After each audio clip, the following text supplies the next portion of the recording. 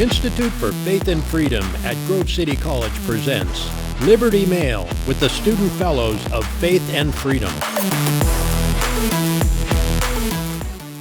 Welcome back to Liberty Mail with Aaron Jenks and Libby Krieger. And we are here in the underground studio at Grove City College working for the Institute for Faith and Freedom.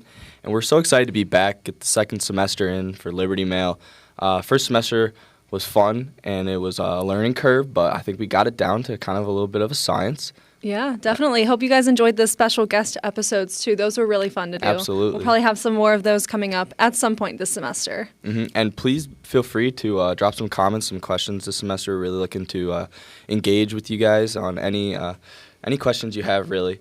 And so we're just going to hop right into it on the first win. Yeah, so I'll take us away on that first win. We have Governor of Virginia, Glenn Youngkin, was just inaugurated, but the win comes, he enacted 11 executive orders on the first day. And so I guess this is a little more nuanced because I feel like there's some really good things about it, but then some principle matters that I feel a little bit more uneasy with. So looking at some of the content, I think was good. So he was trying to ban critical race theories in school, ban mask mandates in school, investigate the Loudoun County sexual assault scandal, and also combat shutdowns to make Virginia more open for business. So I think those face value, those are good things content-wise of these executive orders. I know we talked about a little bit before filming is for this CRT ban, it's hard because if you look at the actual text of the executive order, it talks about banning divisive concepts. And my question comes with who defines what a divisive concept is? Well, so the superintendent of public instruction at the state level will be combing through, I read through the executive order, will be combing through every curriculum, every class setup that teachers propose at the beginning of the years. And so they're going to be coming through that throughout the whole year. My only problem is I talked about this, with Josh East on the podcast, and it was like, okay, when we look through CRT, I think we have to be really specific because if like this, when we just say, okay, this is going to be used in the media and against us, so I think we have to be the bigger man and be like, okay, we're against this, this, and this. Like, we cannot have oppressors versus oppressed. We can't be causing children to be like race-based. People only on race. Yeah. Yes. So then just be better with your words, I think, other than saying, okay, we're going to have a ban on critical race theory. Because I think if Young came out and said, we're going to have a ban on any racist rhetoric in the classroom, it's harder for the left to kind of twist that or any media to twist that. Like we can kind of work on how we brand this, and so it's more supported across the board almost. Yeah, absolutely. And throughout the whole executive order, it just says divisive concepts, and then CRT is kind of like the banner above it. And that's pretty vague. Which it is a divisive concept. Yes, but it points to the fact that it's more nuanced than just, okay, we're against critical race theory. There's so many people supportive of critical race theory. Let's try to understand why they are, and then kind of work together and be like, okay, we don't like these ideas, but we agree with you on this. Yeah, and I think also with the mask mandates, that's something that you're going to see some schools pushing back on. Specifically, I believe Loudoun County already voted to continue with the mask mandate. And obviously that's the one that's been kind of like the epicenter of the transgender debate, the CRT debate. And so I'm not surprised that it's starting there, but it's going to show that there's going to need to be some enforcement arm if that is to actually occur, having this ban on mask mandates. Otherwise, it's just going to be, again, every school district for themselves. Yeah, and I almost wonder if these being executive orders and bypassing legislative process kind of gives the people in the schools power, or at least like they feel like they have the power to just kind of throw it out the window, toss it aside. Basically. This is not a democratic process. Okay, but so it's interesting to see Youngkin do it off the bat, but again, like opening Virginia for all business right away is really good for the economy their in a time that we need it. Yeah, and I think it's a really popular move. He was promising it on the campaign trail, and he came through with it. A lot of these are campaign promises, and in an area where he didn't shift his campaign to the culture war issues until the very end, because that's when they realized that was the winning topic in Virginia at the time. So I think that many residents of Virginia would be excited about that because that's why they voted for him. But I guess the part that part of me as like more of a constitutionalist can be a little more wary of just like executive action, because that just gets rolled back the next time a blue governor gets in. And there's a reason why legislative action takes longer, but it's because it's more representative of the people. And so I think we shouldn't always jump to executive orders, but sometimes conservatives should use the political power they have. So I go back and forth between those two. Just hard conversation, obviously.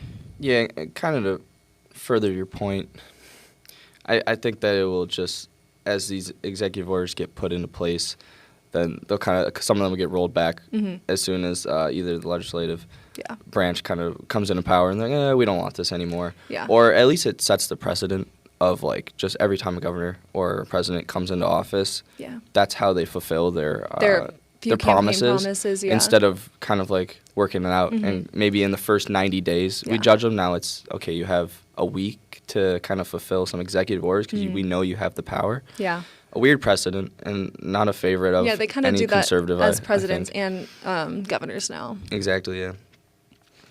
Yeah, so I guess I feel like that is a win in the most part, but obviously there's some areas where I think we should be wary. We shouldn't just like full on embrace executive action in every instance. One of the bigger ones, which I liked, was the vaccine mandate rollback for state employees.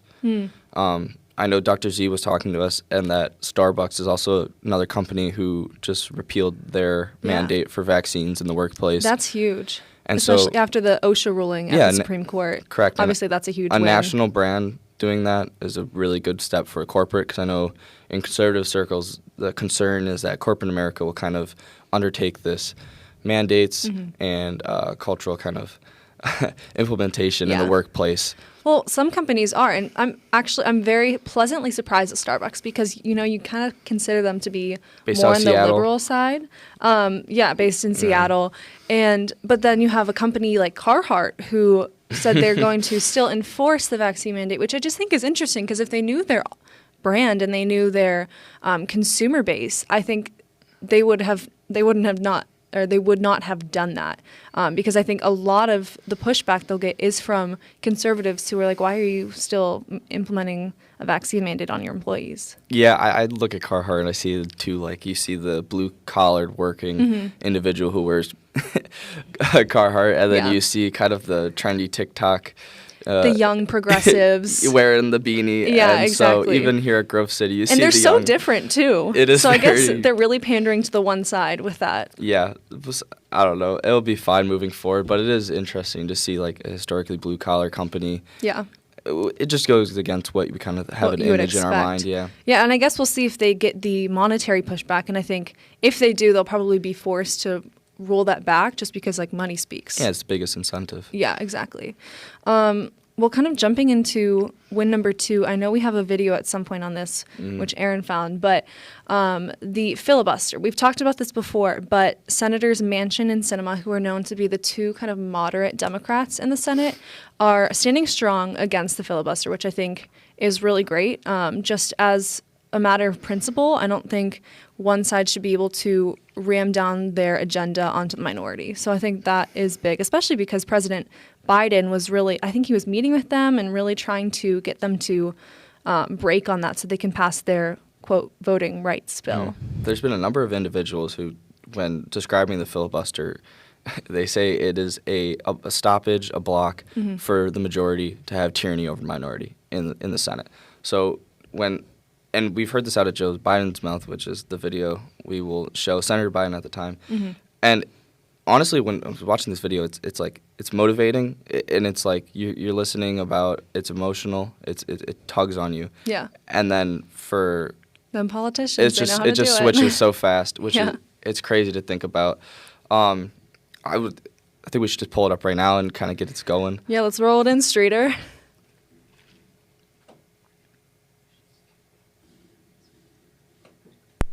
Was segregated by law, was a slave state. I came here to fight it. And this is in 2005. But even I understood, with all the passion I felt as a 29-year-old kid running for the Senate, the purpose of extended debate. getting rid of the filibuster has long-term consequences. If there's one thing I've learned in my years here, once you change the rules and surrender the Senate's institutional power, you never get it back. Very true. Yeah. And we're about to break the rules to change the rules. Break the rules of change. I don't want to hear about fair play from my friends. Under our rules, you're required to get a 60 votes to change the rules. Watch what happens. Watch what happens when the majority leader stands up and says to the vice president, if we go forward with this, and he calls the question. And one of us, I expect our leader, the Democratic side, will stand up and say, parliamentary inquiry, Mr. President, is this parliamentarily appropriate? And in every other case since I've been here for 32 years, the presiding officer leans down to the parliamentarian and says, what's the rule, Mr. Parliamentarian? The parliamentarian turns and tells him, hold your breath, parliamentarian. He's not going to look to you because he knows what you would say. He would say, this is not parliamentarily appropriate. You cannot change the Senate rules by a pure majority vote. And this is in 2005 when the Republicans want to kind of get rid of the filibuster, or at least are talking about it. Watch when this happens, and watch the vice president ignore. He's not required to look to an unelected officer. But that has been the practice for 218 years. He will not look down and say, what is the ruling? He will make the ruling, which is a lie about the rule. I think that's right at the 2-minute mark. If you want to pause This it is real what really quick. is going on here.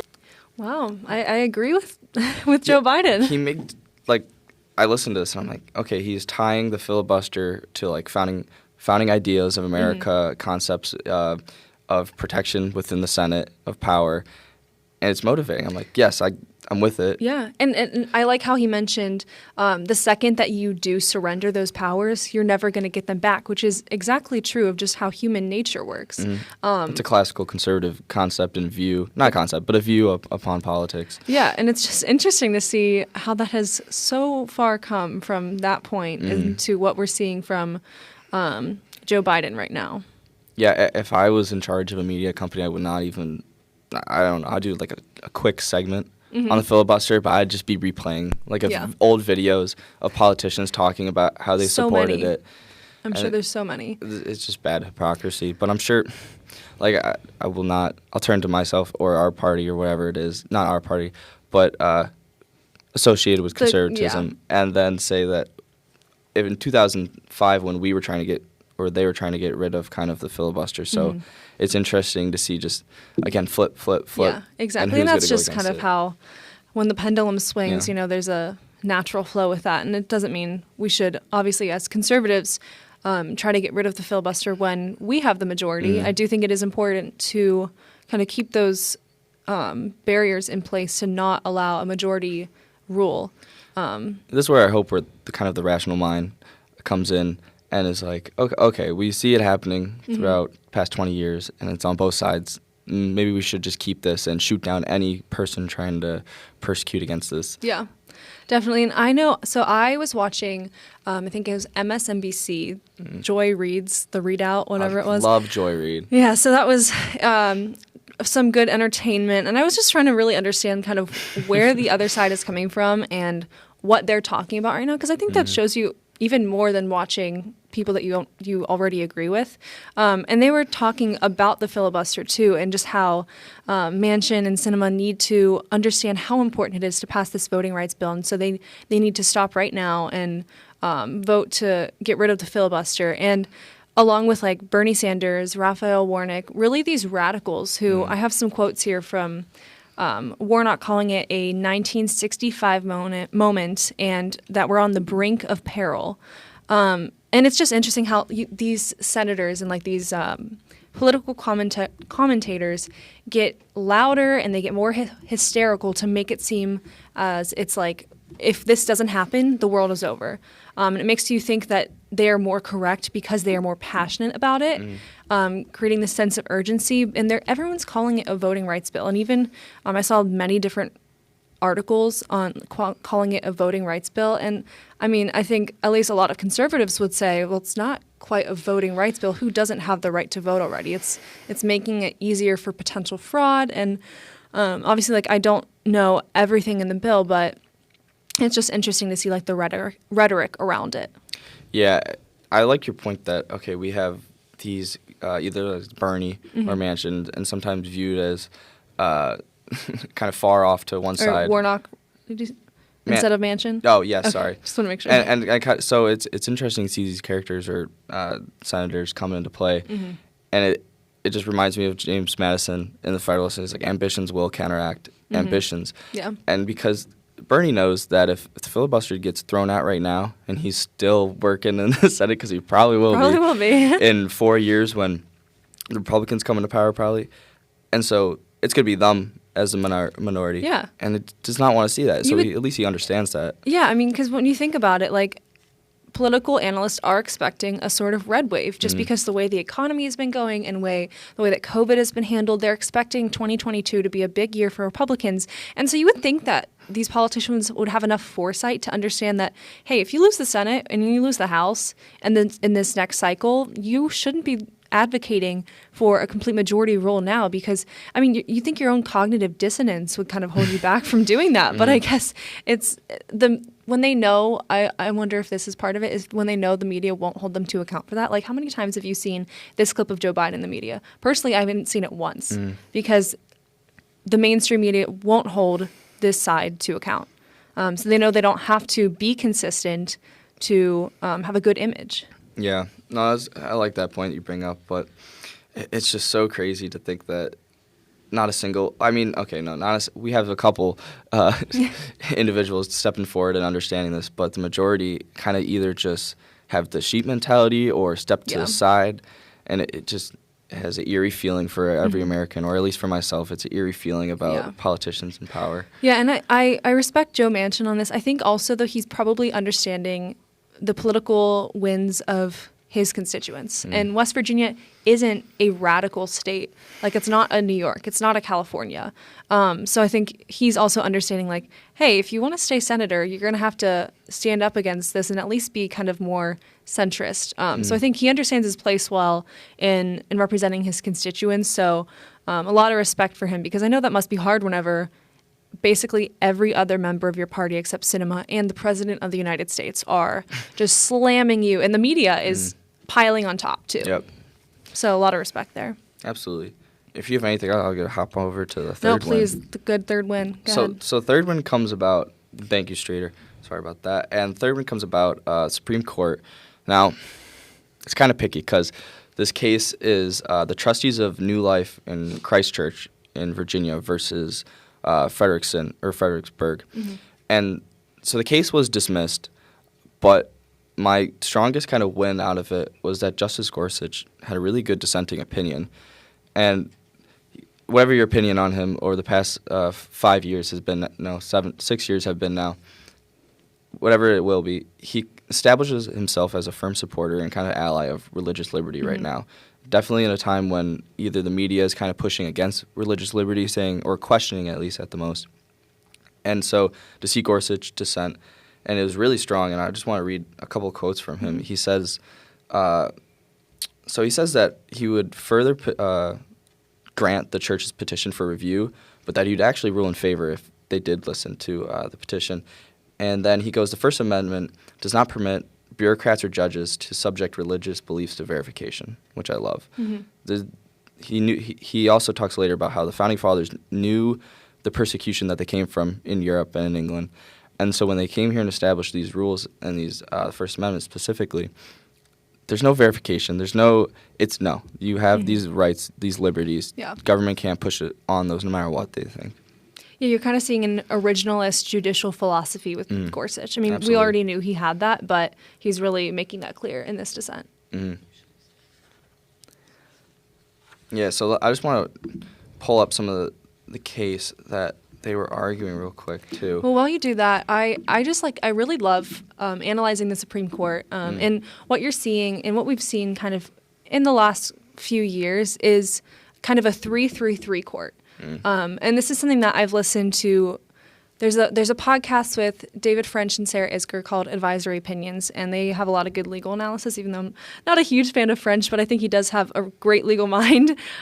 So there's a voting block of Alito, Gorsuch, and Thomas as like you think the typical, like the most conservative of the court, like very solid. And then you obviously have Breyer, Sotomayor, and Kagan as the left of the court. And then you have kind of more toss-up with Kavanaugh, Amy Coney Barrett, and Chief Justice Roberts. So it is just interesting to see how often those three blocks come into play. And obviously it's not every case, like the OSHA ruling. But that one was interesting. I don't want to get too far into that one, but how Kavanaugh actually sided on with the liberals on the part about the hospital employees with the vaccine mandates. So that was just interesting. But do you have the facts of the case now? Yeah, I never read that opinion, but I will look into Kavanaugh's opinion on that. So the appeal came from the New Life Christ Church. They bought a house for a couple, I think it was youth minister, and they bought this house for them to live in and then carry out their duties, and they were serving to college students and high school students in the area. And so the church wrote off the purchase of the building as a tax write-off, religious liberty. And then the town of Fredericksburg said, no, this is does not count or does not fulfill your religious requirements under the law. Yeah, because isn't there law that the minister, they can get a tax exemption for their place of residence. And then Virginia or the city of Fredericksburg here said you can only have one or something of that sort. Like they were being very particular and trying to delve into whether or not that these like ministers were considered like the minister of the church. So they were like getting too much into the business and the details rather than accepting like the religious liberty tax exemption. I understand. Yeah, and some of the city lawyers, and then they came out with statements saying that the authority of the court in Virginia to make a determination of relevant facts based on evidence when adjudicating a church's application for Virginia's tax exemption. So I don't know what those specific details and evidence of that case are that they're pointing to right here in that statement, because in my mind it's okay, this couple moves out. Like in everything I read on either OIS or on the like Supreme NBC Court, News, anything. It just is that the church bought this home for this couple that is ministering to college students and high school students and wrote it off, and then they got denied. Yeah. And so that's where the case stemmed from. So I would love to see like court documents come out. Yeah. Because it just got denied, so hopefully that is like the end point of it, and then everything gets released to the public in a few weeks. Yeah, I'm interested to see. I think the article I read said the Supreme Court was pretty torn about this case, discussing it like 10 times in their back room, whether they should take it. But obviously Gorsuch putting out this public dissent, that's a signal that he's willing to stand for religious liberty, and probably even to future cases that maybe people are considering bringing up to the Supreme Court. He's signaling, hey, I'm going to stand with religious liberty, because like obviously him putting out this statement has no actual effect because the court they didn't agree to take the case. So you have to look into like what other purpose would this have, and that I think is to signal where he stands and where he will be standing on future cases of this sort. So I think that is a win. I agree 100%. And then it's funny that you say that because it's really interesting implication, I think, for a COVID mandate coming into effect, and then how that plays in with religious liberties. Yeah. I don't know for yourself, but I have a couple friends back in New York that either have tried to get religious exemptions from the booster shot going back to college. Yeah. And so when we were talking about this over Christmas break, they have to either write a paper or show documents of something to verify that their religious exemption has merit. Yeah. And so it almost, if you just take out mandate with then the tax code in this case and then see how Gorsuch rules, I think he would also rule in favor for a student not being required to verify their own religious exemption. Yeah, true. You can like apply it across the board. Yeah, I don't know. I just think this is definitely an interesting time to think about the Supreme Court too, because when we had such a consequential case with this OSHA mandate, that thankfully the court struck down as OSHA not having the ability to do that. It just shows you how much it does matter who's in the presidency, because if we would have had a different outcome in 2016, then 3 different justices would have been there, and that means a completely different outcome would have likely happened, and that would have meant a huge change for the future of this country. And I think it would have been something that would have kind of altered the course of how things go from here with COVID, and just like our rights in general. And so I think that goes to show how important these judicial nominations are, and something that I don't think we often consider on thinking about who we're electing to these positions. But it's just it does really have such an impact. Absolutely, and I think it kind of ties into conservatism at the basis of that. Yeah. We do not want things to be so fast-paced in this country that your freedoms or liberties are tossed aside for convenience sake or for protection's sake. And so to have a system that moves a little slower when we talk about something such so important as your liberty or freedom, we prefer that over fast going. Yeah, exactly. Well, I guess that kind of ends it up for this week. So thank you guys for tuning in to Liberty Mail. We'll be back next week with another episode. We also have a TikTok coming. Is that right, Aaron? Yes, we have a TikTok account actually coming into the works on pretty TikTok. soon. Hopefully we can announce when that's kind of launching, and we'll try to get some clips up there. So follow us there, and hopefully we'll come up on your For You page. But if not, subscribe to our YouTube channel, hit the bell so you're notified, and we'll see you here next week. Thanks, y'all.